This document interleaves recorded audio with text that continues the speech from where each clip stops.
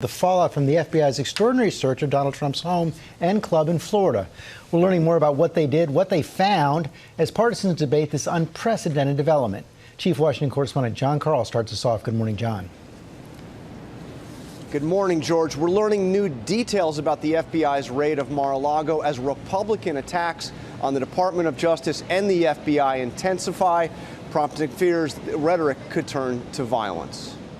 In the face of growing Republican outrage over the raid of Donald Trump's Mar A Lago home, the White House is declining to make any comment whatsoever, other than to say President Biden had no role in authorizing it and, in fact, didn't even know about it until the news broke.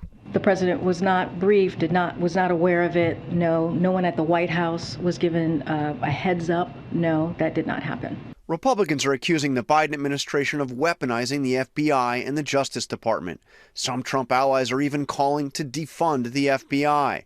And Republican House Minority Leader Kevin McCarthy is threatening to investigate Attorney General Merrick Garland. We now find that justice in America is not equal. While stoking outrage, Republicans are also attempting to raise money off it, with fundraising appeals already going out from the Republican National Committee and from Trump himself. But some Trump critics are raising concerns as well and calling for the Justice Department to explain why it raided Trump's home. Maryland Governor Larry Hogan, a longtime Trump critic, called on the Biden administration to release documents authorizing the raid and warned that if the federal government doesn't have overwhelming evidence that action was absolutely necessary, then it will only undermine faith in democracy and the rule of law.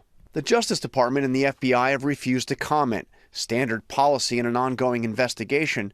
Law enforcement sources will only say that the raid was related to documents that Trump allegedly took improperly from the White House when he left office, some of which are classified.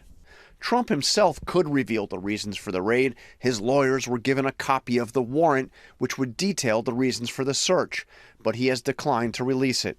Law enforcement sources tell ABC News that 45 minutes before FBI agents showed up on Monday, the FBI's Miami field office gave the Secret Service team at Mar A Lago a heads up. According to the sources, Secret Service agents on site did not notify Mar A Lago staff until just as FBI agents were arriving. They then escorted the FBI onto the property. Sources close to Trump say the club's general manager then called Eric Trump, who then alerted his father. None of the Trump family was on site at the time. And in an entirely separate investigation, Republican Congressman Scott Perry, a staunch Trump ally, revealed overnight that the FBI seized his cell phone. Perry says he was traveling with his family at the time. Perry is the subject of a separate DOJ investigation believed to be related to January 6th. In a reminder that Trump faces multiple investigations, the former president is expected to be deposed today in New York by the New York State Attorney General as part of a civil investigation into the Trump family's real estate business. Trump fought hard to avoid that deposition, George, and that is a legal battle that he lost. No question. Also yesterday, an appeals court ruled that the Congress can have access to Trump's tax returns. That's been going on for years. John Carl, thanks very much.